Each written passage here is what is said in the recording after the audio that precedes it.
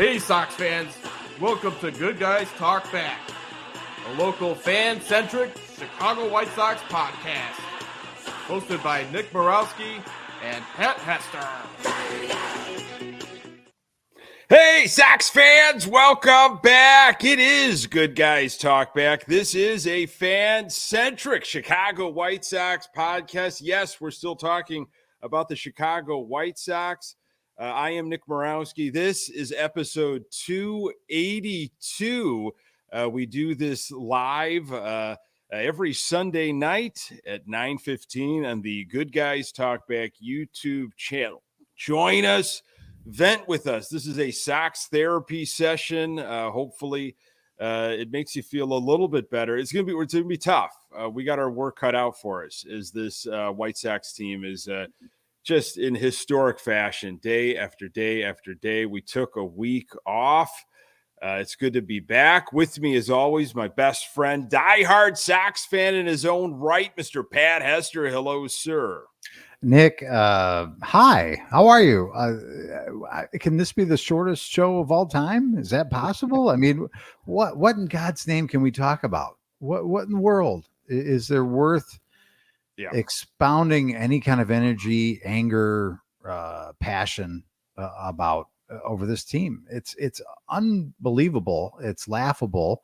It's to the point where this team is getting national exposure because they're so bad. I mean, it's funny. We had talked about, as Sox fans, with the little brother syndrome that we have. We don't get recognition on Sports Center. We get missed on Wheel of Fortune. We don't get mentioned in these things. Nobody remembers us. And now we're getting talked about on Sports Center because of our ineptitude. And it's gotten to, I don't even know, what is beyond embarrassment point for this franchise? Not just this team. This team is pretty bad in itself, but the franchise as a whole of where they're at is really, I don't even know what's beyond embarrassment. I'm uneducated. I don't know any other vocabulary word that could describe it. Man.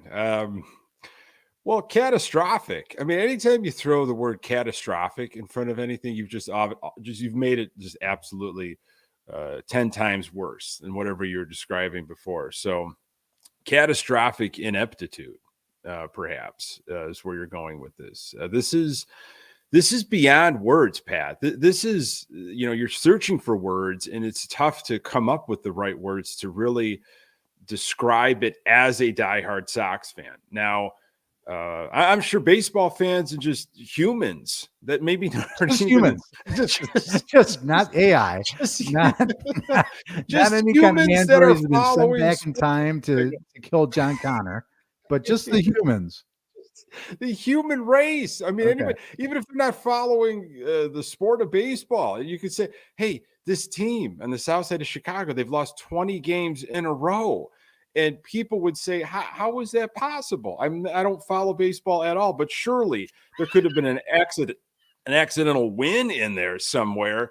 A team just might have kind of had a bad day and the Sox caught fire. One day you'd assume, right? No, sir or ma'am, no human. I'm sorry. It was 20 in a row. And this is one of those episodes, Pat, that could very well age poorly, because they're right back at it against Oakland on Monday in Oakland, which is, it's lately. Wait a minute, stop, hold on. How is this going to age poorly? Because they may snap it tomorrow. Well, they could break the record by the next time we talk. It could be at 25, 26 games in a row. We're talking 20 in a row. Someone might be listening to this maybe later in the week. They had a busy life. Maybe they're on vacation. Maybe they've been living under a rock. And they go, boy, it's been a while since I've taken anything in on the White Sox. Let's listen to my good old buddies, Nick and Pat. And we'll just check in. Boop. 20 in a row. I can't believe it. Stop the press. Yeah. I appreciate if we are the main source of White Sox. If you've been living under a rock and you came out of a coma and you go, the first thing I need to do is check in with the old boys, Nick and Pat. The other White Sox are doing. The good old boys. I do appreciate that. Yeah. I mean, it's embarrassing. I mean, I want to say, I just want to say hello to some folks that are good enough to, I mean, boy, Peyton, Sydney, Drew, Greg, Scott, LA, Sean, Gavin, man, thank you for being with us live here on this Sunday night with our team 60 games under 500, 60 games under 20. I didn't even say 7 that. and 87, Pat. I mean, you know, that's just it is it's really tough to say. I mean, even it's tough to lose 20 in a row. It's tough to win 20 in a row. Anything for that stretch, it's really difficult in baseball because you know this, everybody listening to this knows this. And again, some human that's not even following the game might say to you, how did that team absolutely embarrass their opponent? But the next day, you know, they're the ones that's on the other end of it, right? That happens a lot in the game of baseball. It's like, how they're the same team, you know, like how was that so lopsided? And it's always pitching, right? It depends on who's on the mound and what arms, you know, we're throwing that day. And, you know, how many times has Crochet gone through this rotation during the 20-game loss? I thought Saturday, okay, it's going to end. Crochet's on the hill. Like this is going to be over. And even with Crochet, our ace, going a couple times through, I'm sure it's nothing has stopped. They're at 27 wins. I have a conversation with someone that sits behind me at work. His name is CJ, Sox fan. God bless him. He told me, he said, if the Sox don't win 30 games, I'm going to cut my hair. Now he's got a dreadlock situation. 30 games in the whole season. So yeah, he's 30. Okay. 30. He says he's got to cut his hair. I said, if they don't win 30 games, I'm going to wear a toupee to work. So if the Sox can't muster up and win 3 godforsaken games, I'm going to have to wear a toupee to work. We didn't discuss how long. Actually, we did. We said as long as it would take him to grow that hair out, I would have to wear a toupee to work. Now, here is what I want you to do. I want you to do the toupee like Costanza did. Just pretend like everything's normal. And what did Jerry call it? A little hat friend? Little hair hat? Little hair hat there. Little hat here. Okay. Like that. I would, man, that would be something. They have to only win, of course. Is it over 30 or? No, she's got to get 30. They've just got to get the 30 wins. They've got to win more wins. 3 games, or else I have to put on a toupee. Only at work, though. I mean, I'm not going to be wearing it around town. I mean, I wouldn't. Drew wants to know, Pat, what kind of hair you have right now. What? So he doesn't. You're well. Those are those folks that are on. If you're watching YouTube, this live, 0. How about less than 0? Pat's got the Pedro Grifol, is what he's got going on. So imagine Pat again. If you're not catching us, if you're just listening to the audio, go find us on our YouTube channel, Good Guys Talk Back. And Pat took his hat off. He's clean shaven. He's Mr. Clean. He's got the Pedro Grifol look. So imagine Pat walking in one day to work just with the full toupee on, with a full toupee on, and not saying a word, not even mentioning that now I've got a hair hat. Yeah. Yeah. I just, be pointing at people, doing the double fist, like, hey, how's your life? How's it going? I'm, Any hooch. So that's what I have to look forward to. Hopefully they can find a way to win a couple of games. But I used to have a really thick, full head of hair. I mean, you wouldn't be able to get your hand out of it if you put it through there. I mean, it was fantastic. Yeah, it was something long ago. It was long ago, and now we're talking toupees. So it's wild how just times can change in a matter of a couple decades. But that's what this just team. A matter of a few decades. Just a few decades. Those pesky decades get in the way. Our beloved White Sox are not only 60 games under 500, they are 41 and a half games back in that forgiving AL Central. At what point? I know it's just a bit now at this point. Yeah. But are you going to keep every GD show telling me how many games back they are, Nick? Is this just what you do? I'm just reporting. I'm not saying you are. that You are journalistic integrity. Yeah. So we're how many games back? 41 and a half? 41 and a half. Oh, that half game, that hook, that'll get you every time. Check out this run diff. Minus 247. Is that all? It's just, there's just been a bit of a scoring problem with the Chicago White Sox this season. If you could only fix that, if you could only fix that scoring problem, then maybe you'd be in better shape. Yeah. 41 and a half games out. I mean, what is, let me ask you this question, Nick. What is more alarming of a number? The 41 and a half games out of first, or the 60 games under 500? There's alarming, humongous numbers. Yeah. But which one to you is like more like just like punches you in the face like a wet fart? That would have to be the 60 games under 500. Okay. That obviously the 60 games under 500. That one results to the 41 and a half out, but 60 games under 500. I'm sorry. It's tough for me to say it without just laughing. I mean, it's you almost have to try to lose. You almost have to purposefully try to lose at this point. It's unbelievable when I hear these quotes and read these things that, just the amazing efforts and, we are just clawing and scratching and like we are just out there competing. I'm like, you can't be. There's no way. I hope not. Save yourself your face and just say, no, we're not.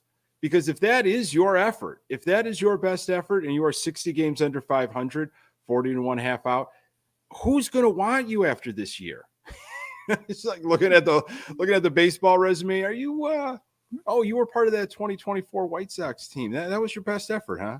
Uh-huh. You really, that was all you had. You gave it everything. And you were what'd you finish with? 30 games. That guy in Chicago to wear a toupee because of you. That was, that was you.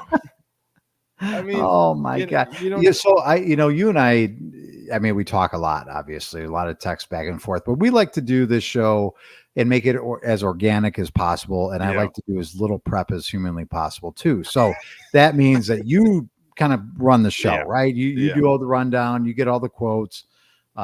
Basically you do all the work and I just show up, which is great. It's a great deal for me. It is a good deal. But I'm curious of where you want to go today, because there's a couple of things. Since we had a week off last week, we gave ourselves a PTO week from a long weekend of playing golf in Geneva, which you dominated the dojo. I'm sure you want to touch on that at some point today. Oh, sure.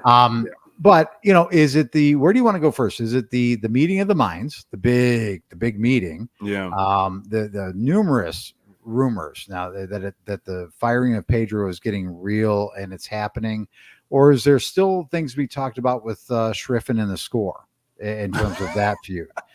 Those are the things that are on my mind. I didn't know if any of those things were on your mind. I just want to know, where do you want to guide this ship tonight, Nick? And I said ship. I think you hold on to that Schriffen score stuff because I haven't spent too much time on that because what has been said and the rumors and the meetings and Grifol could be gone any moment now. I think I've spent more time on that and in this historic tailspin. We haven't even talked a lot of trade deadline, so I want to get a little bit of your thoughts on, because there's some guys that, are having a good start with their new club, which isn't surprising. Once you get this stink of the south side of Chicago off of you and you go to a new club, not always, but there's a couple guys right now that are white hot. Maybe not white hot, but they're hot right now with their new team. So we could talk a little bit of that too. Before we go, Peyton asked us a question here. Let me see where it is. I'll put it up in the chat. Outside of the recent years, what seasons made you feel the most hopeless? And that's a great question. 2016 started off great, and then everything came tumbling. And then, of course, we know what happened at the end. So during that season, as it was in a free fall, it just felt like, man, are they going to just try to put Band-Aids on this thing in the off season? And Are we just going to try to run this back? It doesn't seem like we've had a plan for a long, long time. That started to feel like just an absolute gut punch and hopeless because of how it started. And knowing that we kind of just caught teams off guard. We didn't really, we weren't built, for the marathon of a season. And that's just how some of those White Sox teams were constructed for a long time, right? Yeah. It was just, we're going to just try to like grab a couple guys here and there and just kind of rebuild on the fly, so to speak, not really tear it down, not have a true purpose, and just see if we can just hang in there. Someone reminded me that it's the anniversary of the strike, the 94 strike coming up here. Lanny, I think, got in touch with me on social media, who's a listener. August 12th, is it? That was bad for a lot of different reasons. That was what I was going to say. Okay. Like I know it maybe is easy out when you say a strike shortened season when the team was, the arrow was 100% pointing up. You had a back-to-back MVP in Frank Thomas in his best years with a really, really good pitching staff. And you look at 94 as like, again, I that was a year that in my youth that I would wake up and I'd watch Sports Center every day praying that there'd be good news about the strike and it was going to be resolved. And when it got to the point where I don't remember how many days they would, day 55 of the strike, day this of the strike. And then it finally, we're canceling the World Series. And then the more and more, you look back on that and you understand a little bit more. And then I'd have to go back and look at some of the history with it and understand a little bit better. But, to know that Jerry was instrumental in making that happen. And the reason why that strike happened, and he prevented possibly his own team from doing the unthinkable that year. When you, again, just looking at he's a businessman. That's all he cares about is a business. And he's going to do his best for his business, not necessarily what's best for the fans or anybody else. Boy, oh boy, that just is hopeless for me. Mm-hmm. I mean, maybe that's an easy out. Like I get it. We look at other seasons where it's like, this team is going to be terrible and it's not going to be any good. It's just from the beginning to end. It's just, boy, there's nothing to be excited about. When you have nothing to look forward to or be excited about, it's really sad. But I look at that 94 season for sure and go, it took the wind out of everybody's sails in terms of a White Sox fan. When you were building towards something, it's something like, when the team that was built in recent memory to compete and win, a championship, at least one there we were sold, but be competitive, have this competitive window and have all this momentum only to be sucked away from you so quickly. Players, their skills are eroding and players not even in the game anymore, DFA'd and out of the game and not doing anything with any other club. It's crazy to me, but that 94 season, man, it's hard for me to even get over to this day. Yeah. It's 30 years now, and we're still talking about it. And again, the Sox had a slim lead on Cleveland, and it affected everybody, every baseball fan all over. I know there were so many fans that really haven't even come back from it. The great home run race with McGuire and Sosa brought a lot of people back. I think Cal Ripken Jr. breaking the streak, if I'm not mistaken, brought some people back. But yeah, Drew Bogues mentioned 2007. That was a tough one too. That was my first full season living down the street from the ballpark. That was, I think, that was my first apartment in Chicago, and I was 31st in Wells. So I guess you could technically call it Armour Square. And I mean, you walk out of my front door of the apartment, ballpark's right down the street. And I moved in at the tail end of 2006, which, hey, they had a competitive season. They just got beat out by Detroit. But then I was there for the entire 2007, and like being right there by the ballpark, and what a horrible season that was. That was that was tough for sure. We got a bunch of Grafol quotes.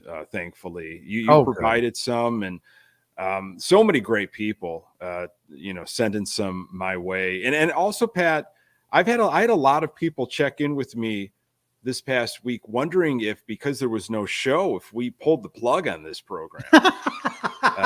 Honestly, were there people concerned? There were people that checked in with me in a variety of different ways and said, I hope, the way the Sox have been playing in this season hasn't affected Good Guys Talk Back. And so I appreciate that. I appreciate everybody checking in. And we didn't. Did you put anything out that we were taking? I did. But not everybody's on social media or on the old Twitter X machine. So got it. It's understandable. Sox, Sox were up in this finale against Minnesota. Or no, I'm sorry, they were down. They were down 8-0 in the finale, but they fought back. And they ultimately lost, of course, and the streak is at 20. Grafol, though, our fearless leader, he praised the team's efforts as they clawed back from that 8-0 hole. A losing streak like this can roll over, he said. I was proud of these guys to keep grinding at bats out, running the bases. We had some really good first to thirds. We had guys running around, putting together good at bats. They were just running around. But we lost 20 in a row. That's painful and it sucks, but we have to find a way to be professionals and do what we got to do, said Grafol after loss number 20. I mean, how is he still here? I mean, I sent you a text Friday, correct? I think it was Friday that, it was pretty hot and heavy inside, at least my workplace, that it was happening. Or it was at Thursday. I think it was Thursday because it was an off day for the Sox on Thursday. And that there was a lot of thought that it was going to happen then. If not, he wouldn't make it through the weekend. I can't believe he's still the manager, and I can't believe that he hasn't maybe he has just tipped over tables and gone after people and held people accountable. I guess there's something to be said, okay, or maybe you're trying to sell it to people above you that they're still playing for me. Look, they're still playing for me, even though we've lost 19 or 20 in a row. And we're down 8-0 in this game. Guys are still playing for me. Maybe you want to consider keeping me around for a little bit longer, which at this point you have to assume that even if he makes it through this year, he's not making it to next year. And the thing about it is, Nick, I've had people say this before to me, and they go, well, there's no way that they would do this. There's no way that the White Sox would do this. Actually, pump the brakes, friend. There is a way that they'll do it, because every time you think that they would do the normal sane thing to do, they do the opposite and go, we're going to do what nobody else would ever believe we'd do. Are we going to do a search for a GM? No, we're just going to do this. Hey, we're going to just hire this guy that nobody else wants. Nobody wants this manager. We're going to do that. Why would you do that? Because we're the White Sox. Because that's what we do. Because I'm Jerry Reinsdorf. I do this kind of stuff. It doesn't matter what you think. It matters what I think. So, again, I'm really excited that he's excited. Guys are running around like crazy people around the bases. But goodness gracious, I mean, why does he even go out for a press conference after the game? Why? What is the use? Yeah, I would say he's got to go the route of just Bill Belichick years ago, and just we're on to Oakland. Leave it at that. I mean, what do you owe these people to for anything? I mean, your job is gone. There's no way he is retained. We can talk a little bit more of that, because I do want to discuss that meeting that was held on Wednesday and how it looked like it was going to happen, and the axe was going to come down on Thursday. But offense has just been a problem for so long, and this streak, Sox have been outscored 131-48 during this skid, 131-48. So, offense has obviously been an issue. Bullpen atrocious, catastrophically atrocious. I was watching the game on Saturday. I did think Crochet was going to be able to pull it off. He didn't have the cleanest outing, I'm assuming that he would admit to.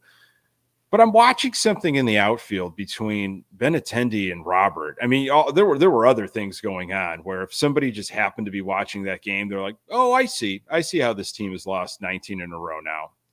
Just a comedy of errors.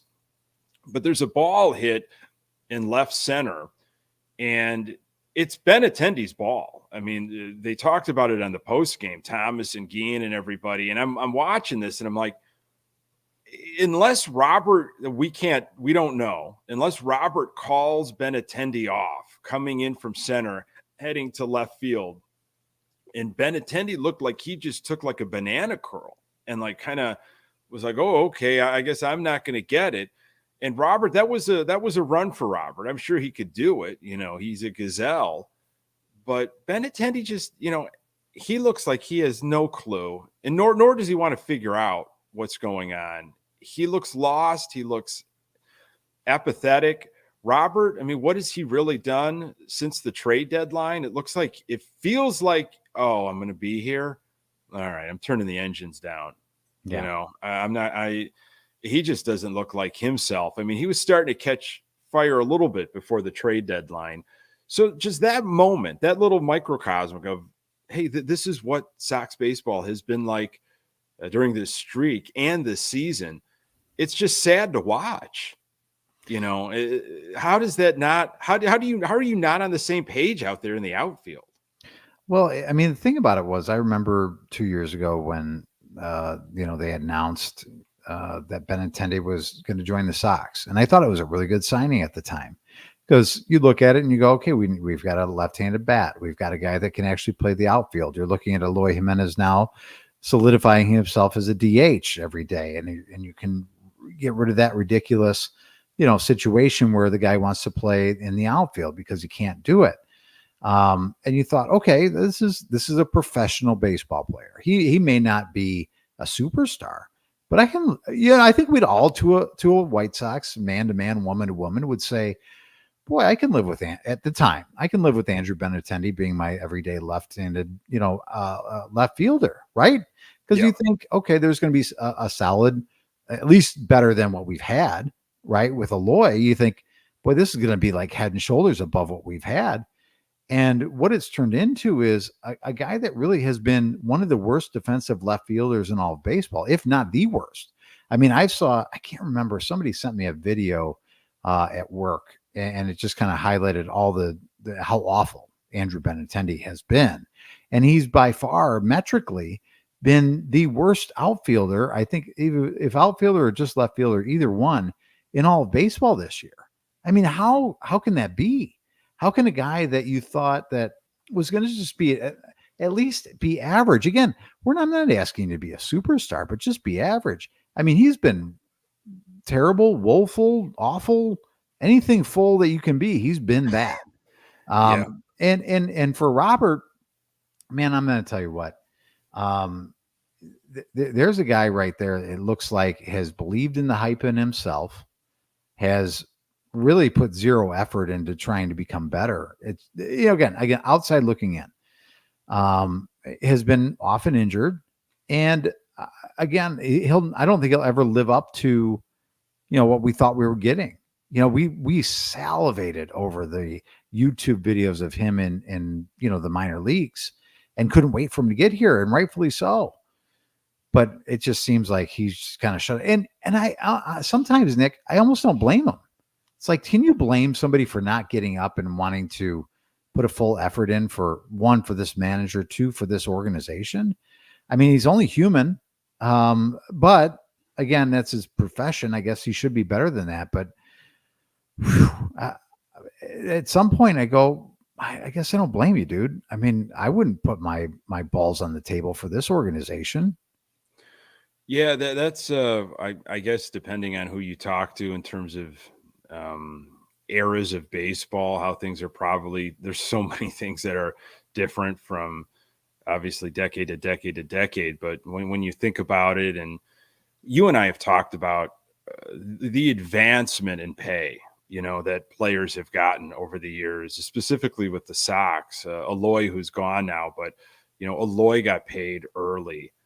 Moncada got paid early. Robert Jr. got paid early.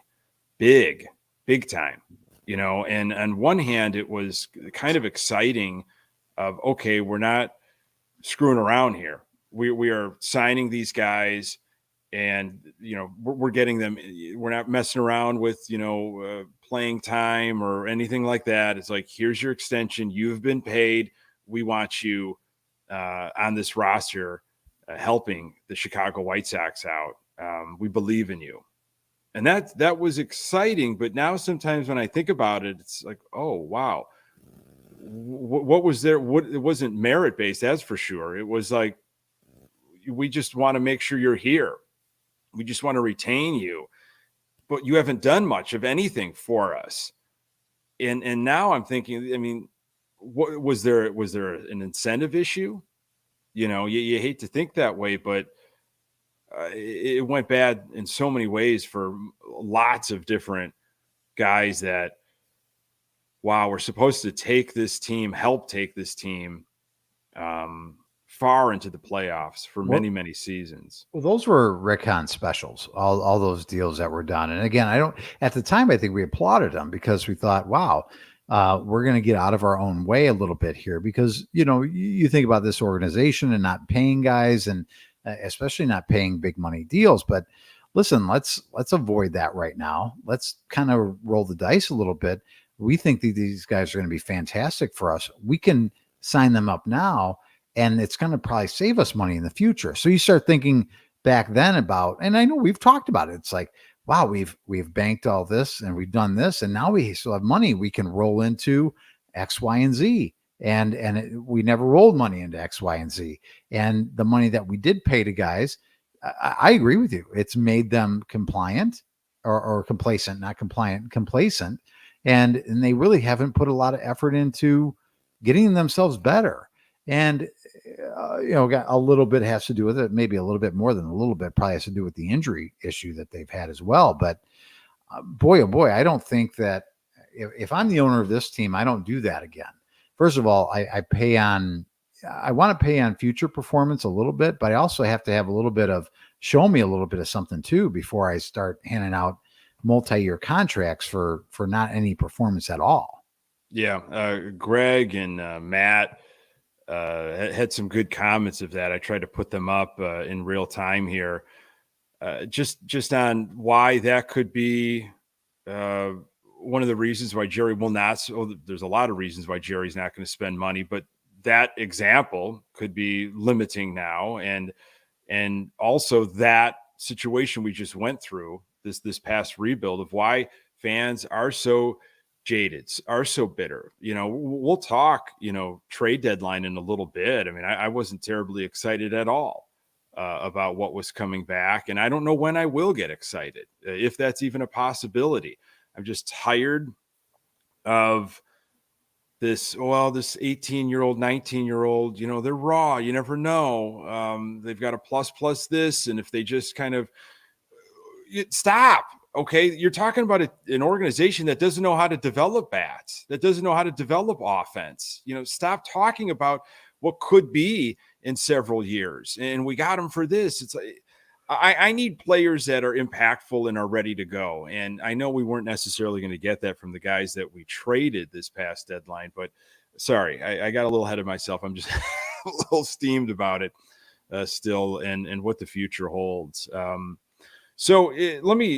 This I shared with you, and I think our friend Eric and Josh in a text thread about, this is what Grifol said after the 17th loss of this past week. Okay, 17 consecutive losses. And this is what Grifol said. We're in the middle of it now. We're in the frickin' eye of the storm here. We just got to get back after it. After 17 losses. That's what he said. So that means if you're in the middle of it, that means there's 17 more to come. So that means you're losing 34 in a row. Yeah. I couldn't believe that. So it definitely got worse as the Sox were swept and now head to Oakland. So do you feel bad for Pedro Grifol? I believe it was, we've talked about this quite a bit, but I saw it most recently from Mr. Delicious Beef Low from the great 108 group. He put something out on social media about, feeling bad for Pedro Grifol, and to each their own. Everybody's got their own opinions, and you do what you want to do.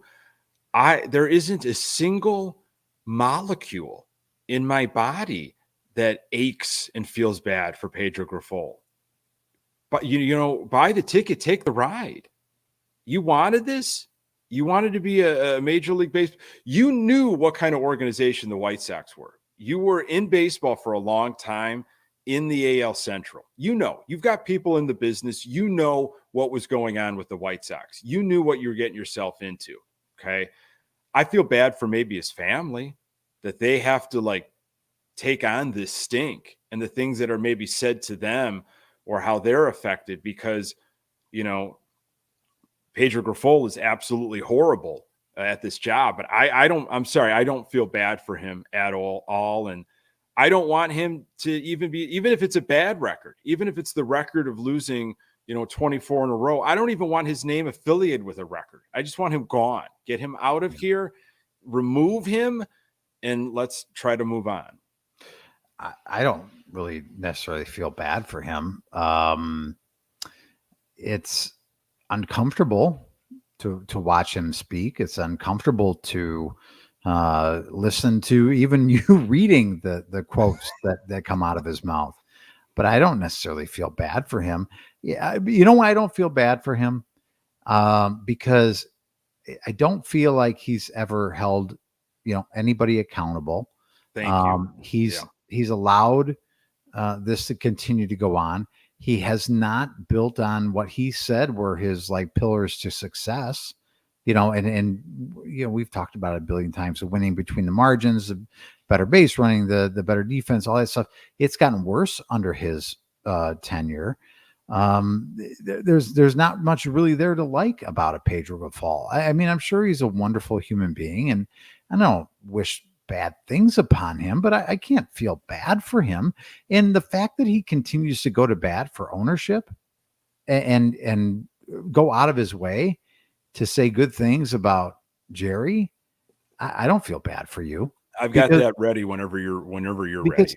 Because obviously he's again the meat shield, and he's being well compensated for being a meat shield. Yeah, it's listen, go out there, just take the slings and arrows, and I know you're getting your contract is your contract, but I don't know if he's getting free sandwiches or something from Jerry, or maybe a couple free ice creams or whatever it is, but he's going to go up there and continue to tell everybody what a fantastic gentleman. I have never seen a contract quite like this. Wasn't it in The Last Dance where Reinsdorf was kind of talking about Scottie Pippen's contract and was like, I don't think it was well advised, the contract that he originally signed, but the contract was the contract. I could see Jerry being like, okay, I thought Pippen's was weird, but you want sandwiches? We can get sandwiches. $1 million in sandwiches. $1 million and sandwiches. We could make that work. I think it's odd. But yeah, Howard mentioned it here in the chat, and I put it up. And I think that's the thing that I'm kind of interested sometimes in talking about too, is the future of Pedro Grifol, even though it's weird because I want him out of my life and out of my world. But I am going to be curious of what happens to him, because I really don't think he'll manage again, if ever. I mean, it might be. There is no way. This is his last stop. There's if you're a political junkie, I'm a political junkie. I like, presidential history. This is a very kind of exciting time for me. Just politics in general. It's interesting to me. And when you read about the losing candidates and everybody associated in those political races, campaign managers, marketing strategy, whatever, and you get thumped like Mondale type of stuff, you're dead. No one wants you in any capacity. They don't want their party associated with you. They don't want you on a ticket. They don't want anybody that worked with you and their campaign. Like you're ice cold. You got to go away for a while. And I'm saying it's not just Pedro, it's everybody else on this coaching staff too.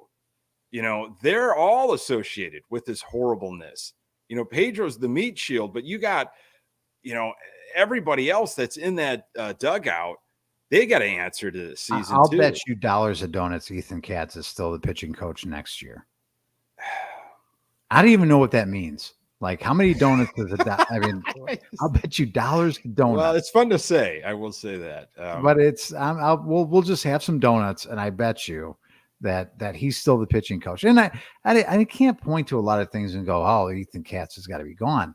But it just seems like there's always that one or two coaches, and we've talked about Boston in the past. Daryl Boston, that was the golden goose in terms of he's the untouchable coach for so long, and it's like there was manager after manager after manager, but this is your first base coach because it's got to be this guy. I think that was a Kenny thing from what we found out. Yeah, and I don't know. I just feel like you could have obviously we are having the worst season of all time.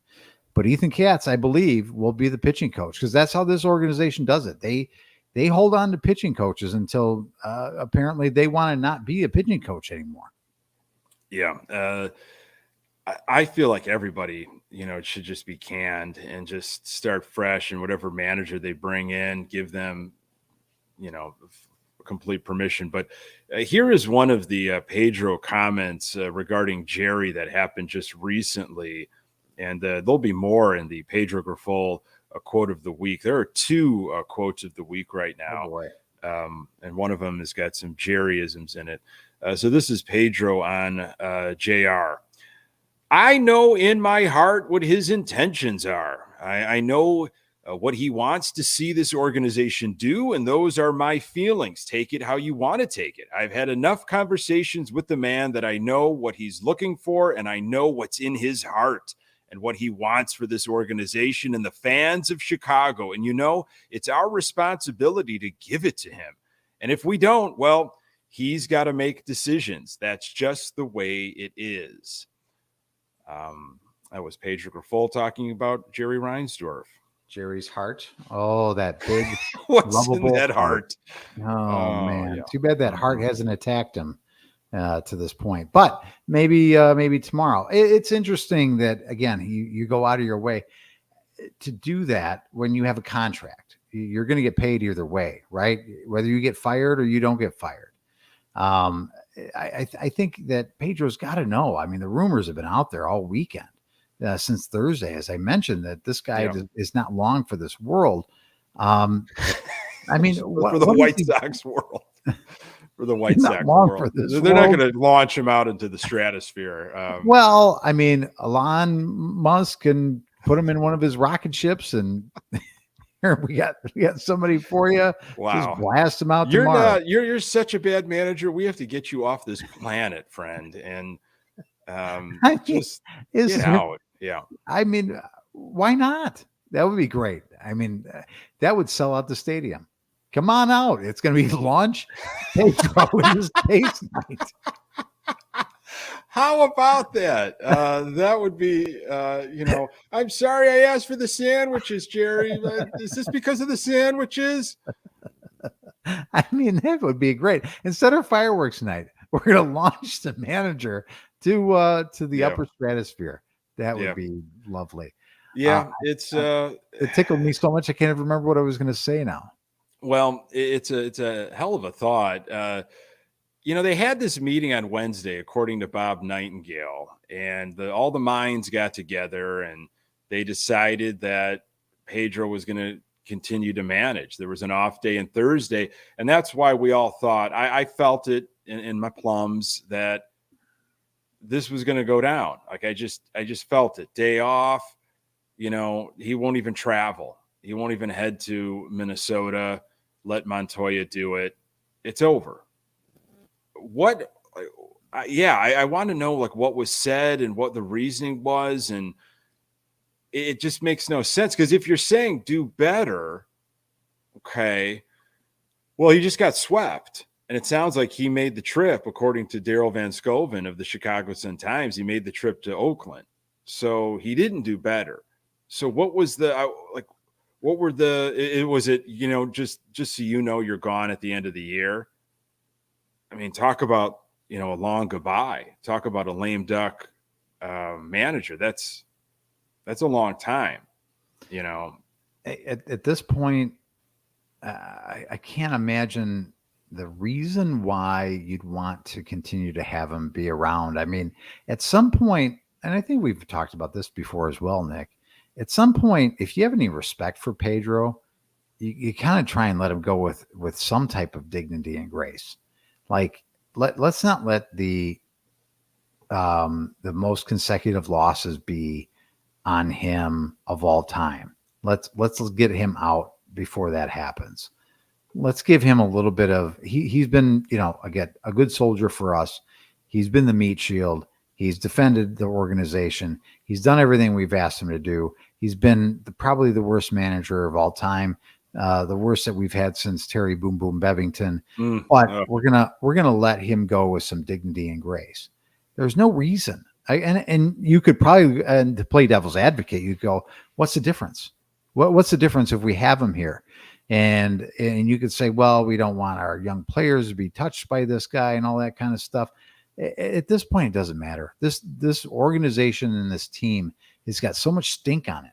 It doesn't matter who's, writing out the lineup card on a day in and day out basis, does it? So I don't know. I mean, it's interesting. It'll be interesting when it does happen.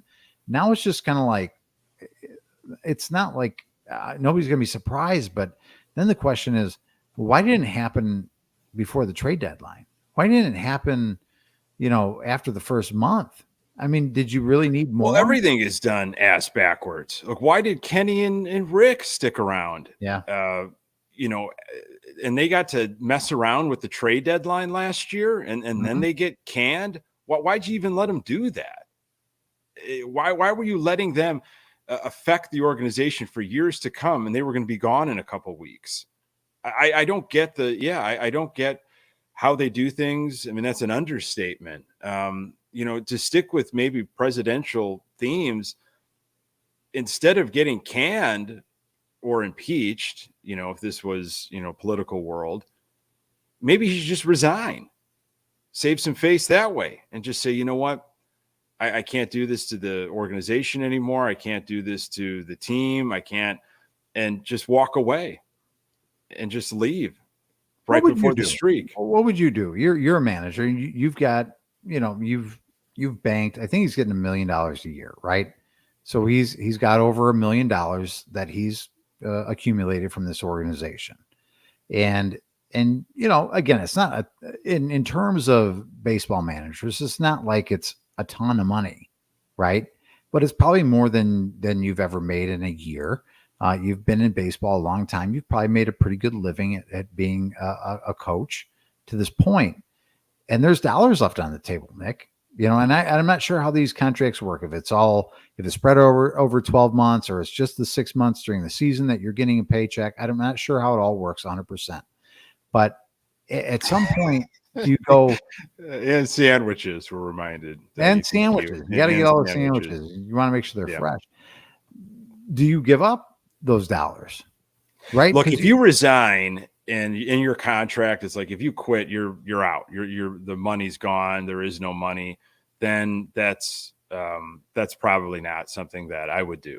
I wouldn't do it either. It's like, listen, you're going to continue to pay me. You better fire me, because if you fire me, you got to pay me the rest of my contract because they signed it. But it's like when George and Play Now, and when they try to lock him out of his office, and he keeps.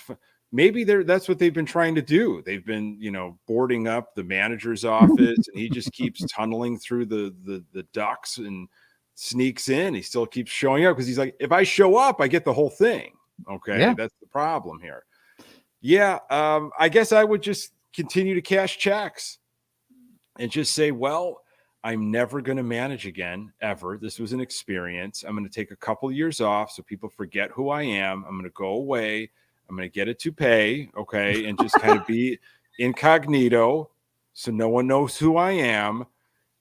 And then maybe the Kansas City Royals or somebody will say, okay, we've got a desk job or something down in receiving, because they're doing well. Do you think they want him crawling back? Taking off the streets. Like, oh, we got a desk job for you. You have to use a wooden gun now. I guess I would continue to just cash the checks and let them make the decision. Why they haven't made the decision is what's so maddening. I get it.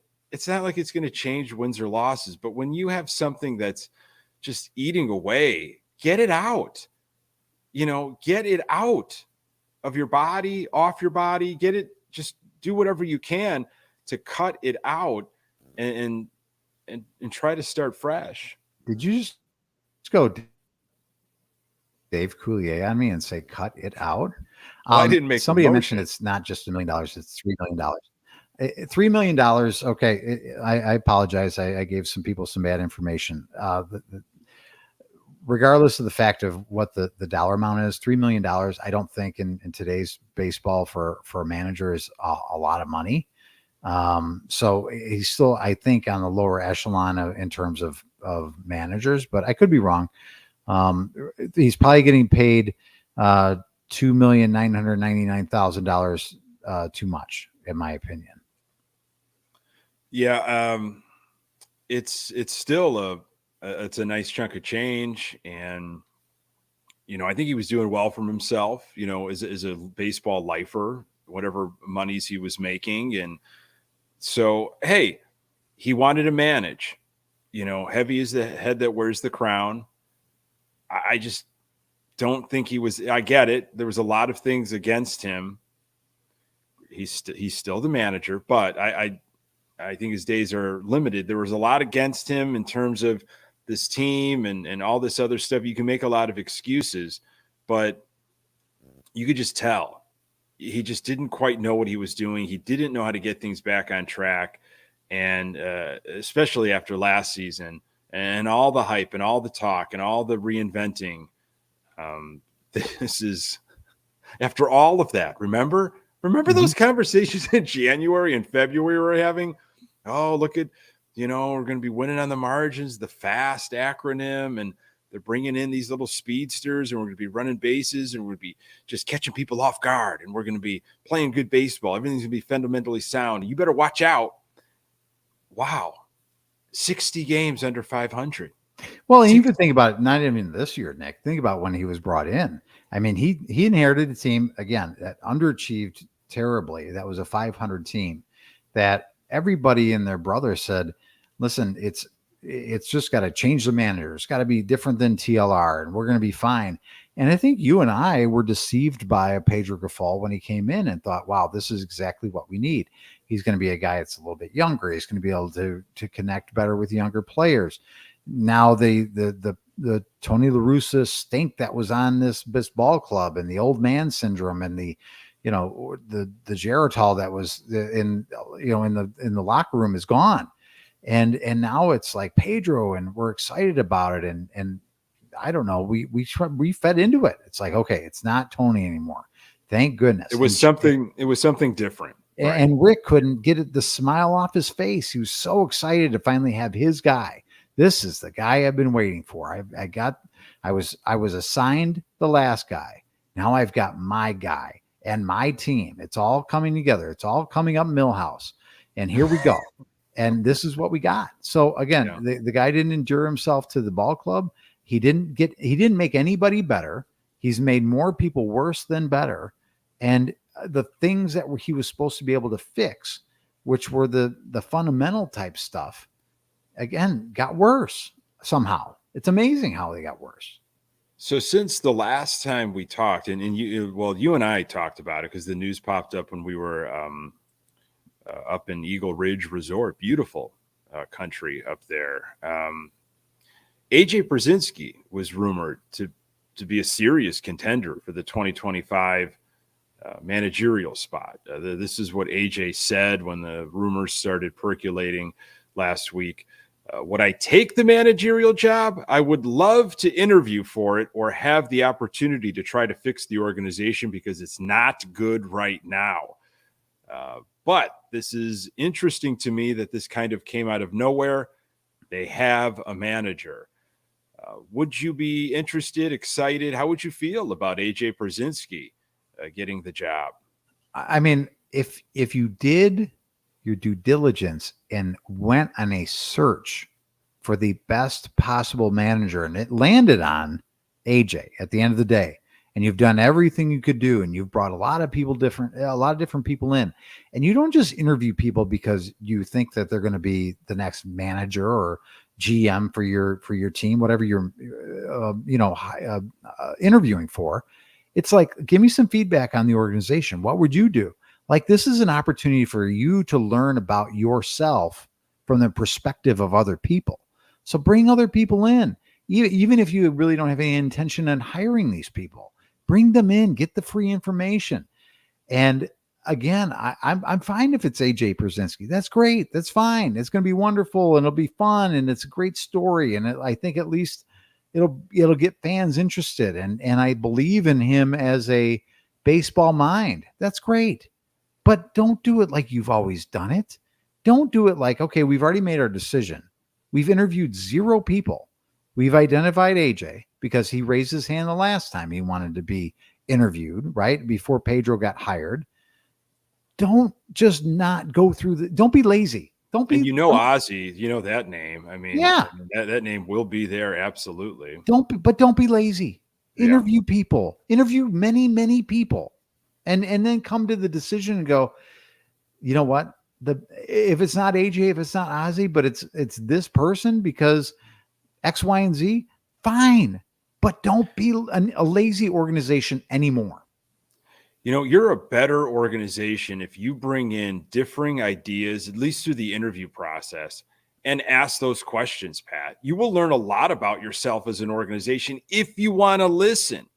I don't think Jerry wants to listen, right? He doesn't want to hear all of the things that are going wrong that need to be fixed. But if you approach it like a team of rivals, which, to go another political route with you, you're a better politician if you bring in differing opinions, even though that sounds weird. That strengthens you, okay? Because you are your alleys. You're bringing in people around you that can identify other alleys to make you stronger. Where are my blind spots? What am I missing? That is something this organization they don't do, because I think, Jerry wants to operate as I'm smarter than everybody. This is my way. I'm doing it on my terms. I don't want to know what I don't know.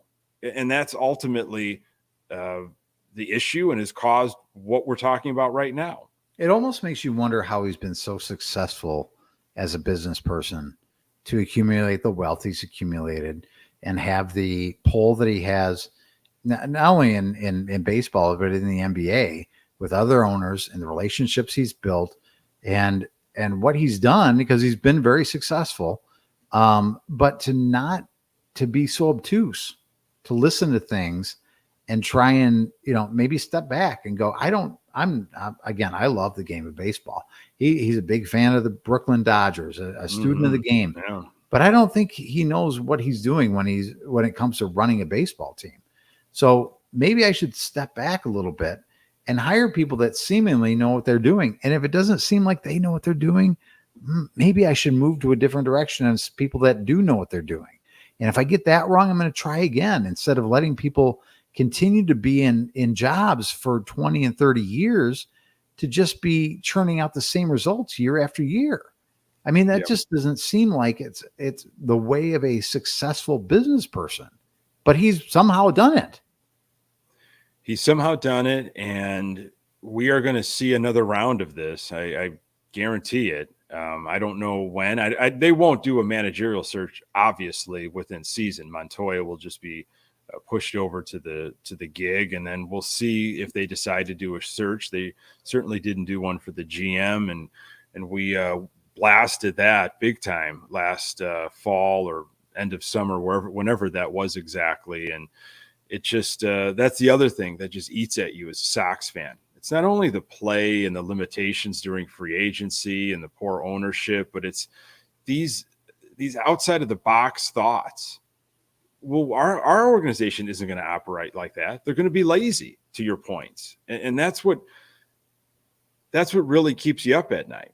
Well, at least does for me, unfortunately. And the only hope, if I can sell you on a little bit of hope, there was an organization in this very town that was voted. I think it was Sports Illustrated. Maybe it was a Sports Illustrated list that had the Blackhawks at one point as the worst organization in all of sports. And that team was able to turn it around in a short period of time and win, 3 Stanley Cups, in what was a span of 7 years, 5 years, whatever it was, whatever the number was. And you look at other organizations, you look at the Lions, the 0-16 Lions. Now it took them a while, but where they were at in terms of, the ineptitude of football for a long, long time. And I think they're under the same ownership. I don't think ownership has changed with the Lions. And you look at them, and that's an organization that's on the upswing. You look at the Saints, the Aints for a long, long time, people showing up to Saints games with bags over the head, as I know Sox fans are doing now. And the Saints have turned themselves into a pretty good organization. Again, I don't know if that's been a change in ownership or not.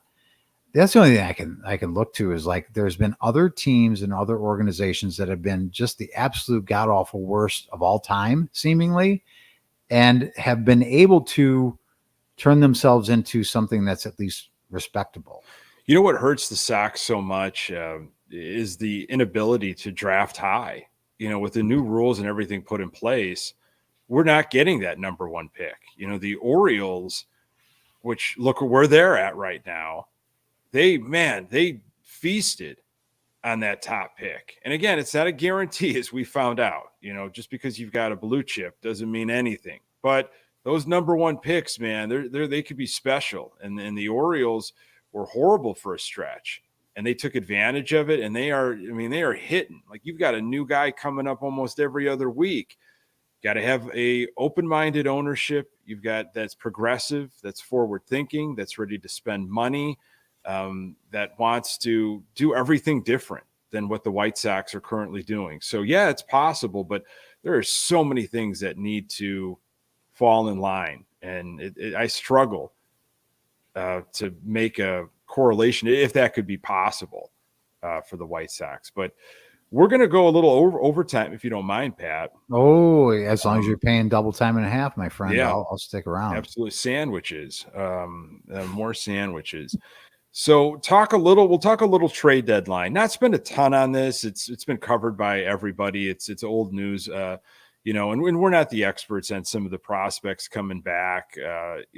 Look, those are for people who do an amazing job studying it in and out. The Ian Eskridge, the James Fox, my buddy Danny Miller, the Future Sox people do a wonderful job of going through this and know what we're getting back. But do we really know? We don't know. I mean, we can read a write-up of what some scout out of Louisiana might have said about some of these people. But for me, Pat, you got Pham gone, Fetty gone, Banks gone, Kopech gone, and I'm missing an Aloy gone. Boy, yeah. So Crochet stays.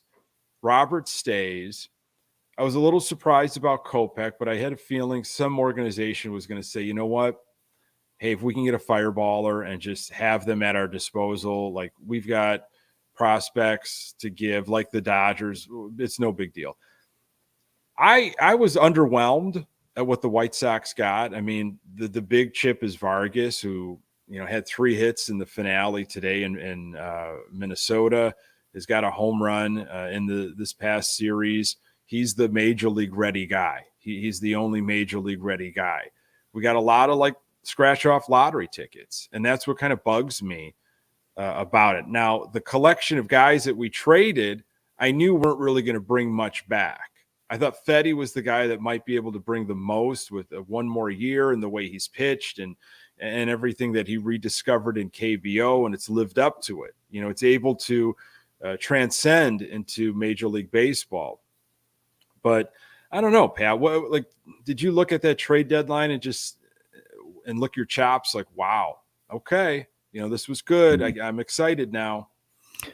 I mean, to me, it's nothing to get really excited about. I mean, it seems like, again, you don't know. I try not to get too high or low on trades, especially with prospects, because, you really have zero idea what these guys are going to pan out to be. You can look at this guy's going to be a can't miss, and he'll be 100% miss in 2 or 3 years. Somebody that nobody knew about is going to be fantastic. So I don't want to right now go, oh my gosh, they got fleeced or they didn't do their job. But at first blush, it seems to me like GMs of other teams looked at Getz and go, well, this guy doesn't know what he's doing. Yeah, sure, Chris, we're going to send you this guy, and it's going to be fantastic. And you just send us this guy and that guy, and we're going to do a 3-way deal, and boom. Oh, and I think Chris's head was spinning. Like, I didn't really realize that we could do a three-team deal. Sure, yes, sure, Yeah. Mr. Dodger man. I'll go ahead and do that with you right now. Yeah. And before you know it, he doesn't really get anything back in return. So I think it shows a little bit of a lack of knowledge of what you're doing, because you were a GM that was appointed because, again, you were put there because it was supposed to be a fast rebuild, and you really hadn't been in this job before. And I think people took advantage of you. Now, again, we could look back on this in 2 or 3 years and go, wow, Chris Getz, that was the beginning of his great, general manager tenure with the trades that he did at that trade deadline. But I don't know. It doesn't really do anything for me. Again, it looks like at first blush that he got his lunch taken from him. And in terms of, not getting rid of or trading, Robert or Crochet, a lot of talk has been come out like there'll be more value in the offseason, and maybe they can do this then, and it makes a little bit more sense, and blah, blah, blah. But I think at least in the Crochet situation, I think you had him at his highest value, because he's a guy that's, again, every time he goes out there is going to be the most innings he's ever thrown. Lord knows what's going on with that body. I think the fact that you weren't able to move him, or you didn't move him, and again, there were some complications with what he said he would be willing to or willing not to do. But I think you're kind of playing with fire now.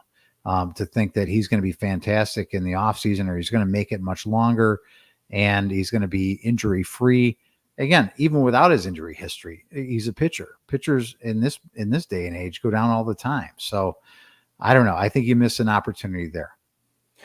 Yeah, I wonder if this is going to sound weird, but I wonder if teams will slightly forget about him going into the offseason. Probably not. They've got a master board of, all the guys that they're looking at and how they could possibly swing deals. But you really can tap into desperation at the trade deadline. Teams that are just have an abundance of prospects and are willing to just throw you prospects. Hopefully there was even going to be some major league ready guys for someone like Crochet, because of where you're at in that current time. Like, this is real. Like, we are in a pennant race right now. We have an opportunity to see the postseason right now. In the offseason, you don't know necessarily, if that makes sense. You don't know how the season's gonna fold. You don't know if all your chips are gonna fall in place and like you're gonna get off to a great start. It happens all the time, though. There's blockbuster deals that happen in the offseason for a team that looks like they've got a rotation that's pretty solid, and one more big arm is going to solidify that. Or they're trying to compete with other teams in a division that have, those types of rotations. We need to get that type of rotation. I don't know. You might have GMs that are saying, okay, he got through that season. He's going to probably be on 0 limitations this coming year.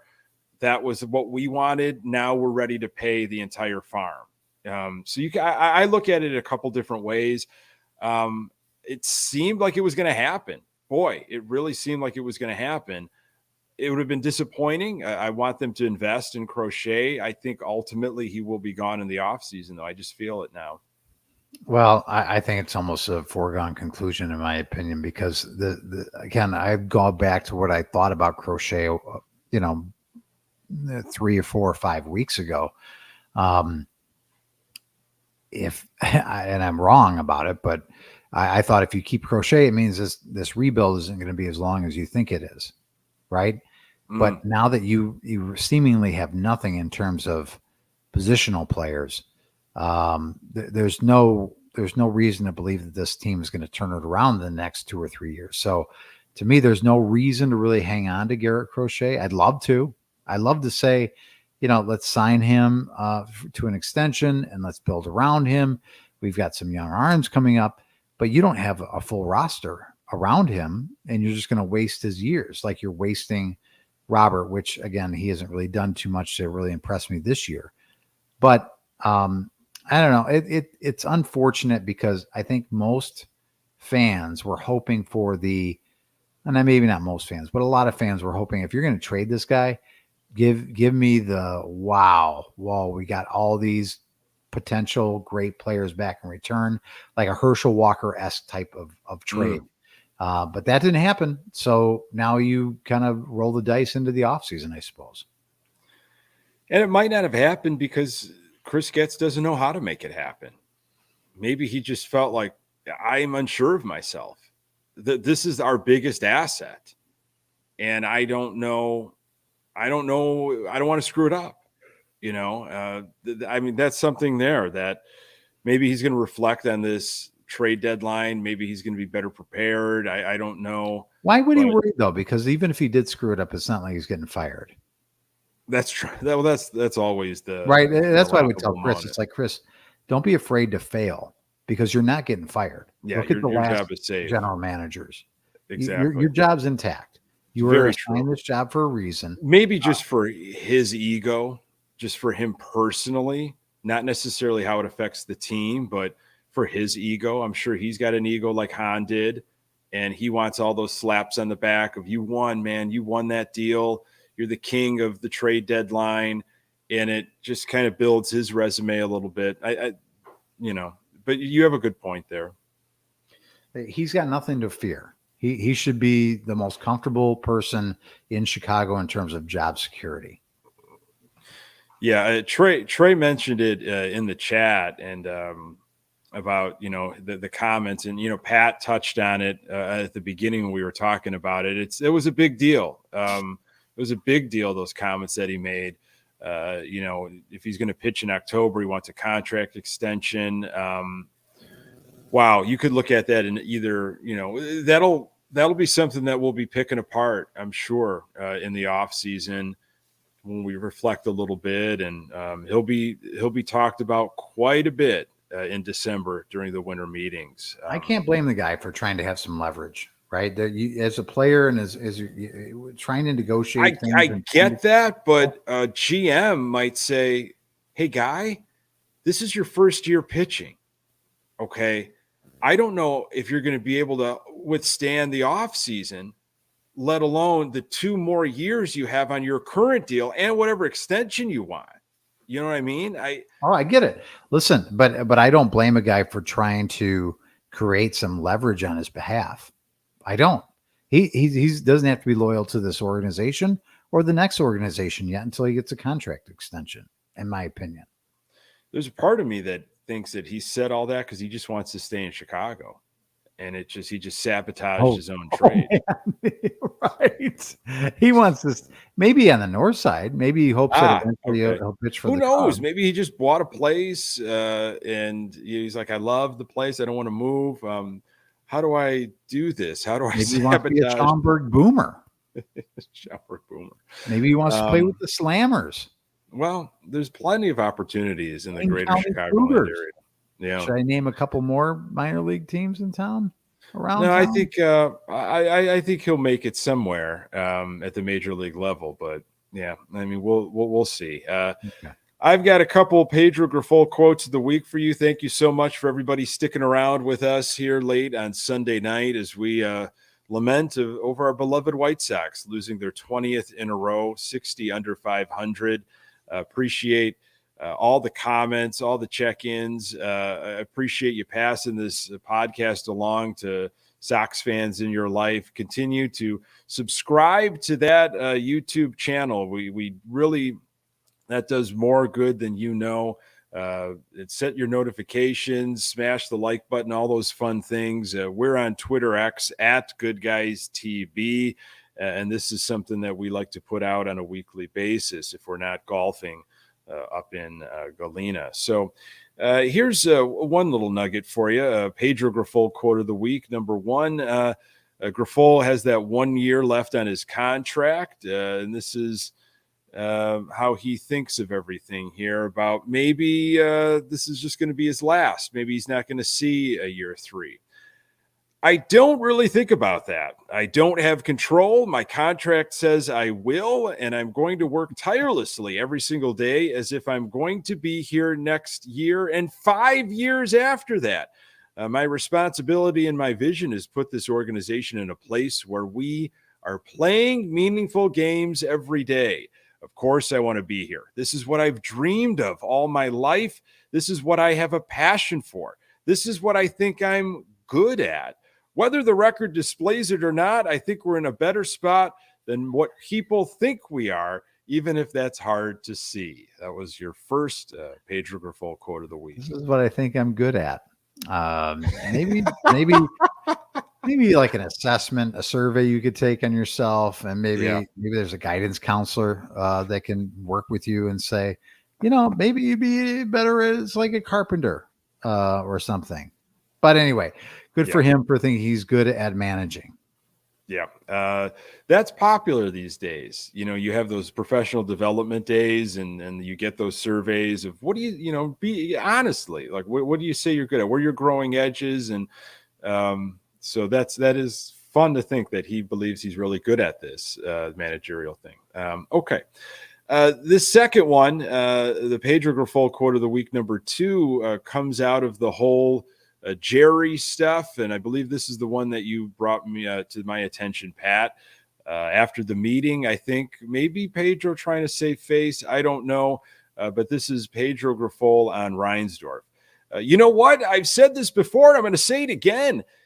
This gets taken out of context, and somehow it gets all turned around and over again, how people want to perceive it. Jerry's a winner. Okay, he's an absolute winner. He's a competitor. No, he's not content. Who is? He's an incredible owner, an incredible man. I know how much he loves Chicago and how much he loves those fans. End quote. Wow. Do you think he really loves those fans chanting "sell the team"? Wow. And having the wearing shirts with him with a bozo. I mean, how can he love anything? How can he? Oh, good Lord. That's why I sent it to you, because it's just so absurd.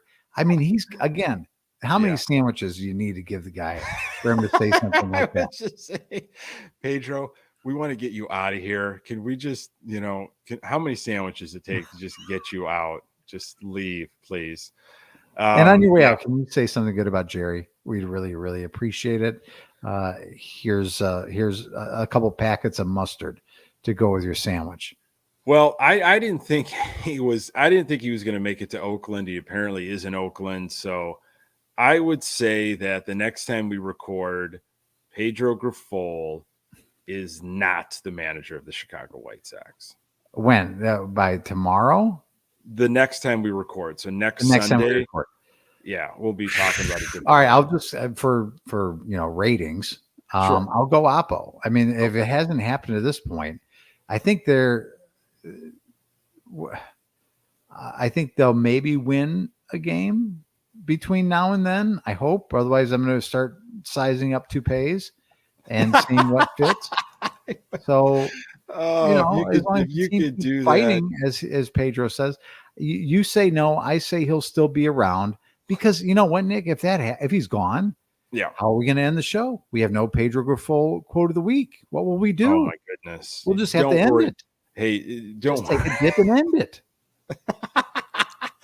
Don't worry about me, friend. I've always got an angle. I'll figure something out. Okay. We might want to just do best of for a little while, just to still kind of let the burn run.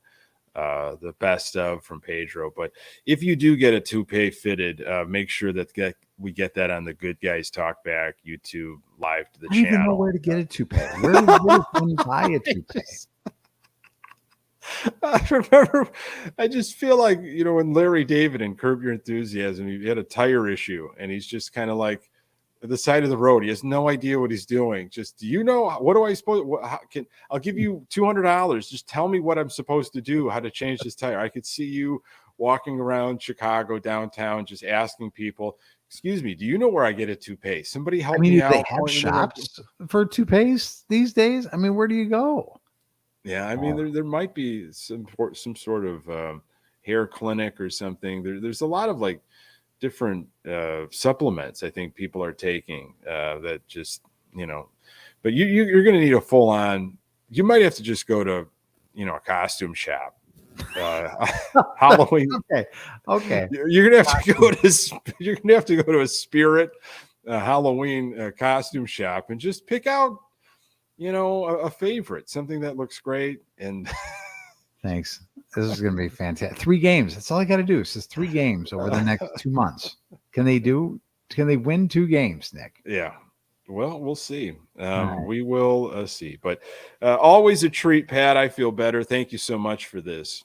Nick, thanks. Let's talk next week, and hopefully we have a Pedro Grifol quote of the week. Yeah, we'll see. That'll be TBD. Folks, thank you so much. As usual, find the podcast absolutely everywhere. Subscribe to the YouTube channel. Until next time, go Sox.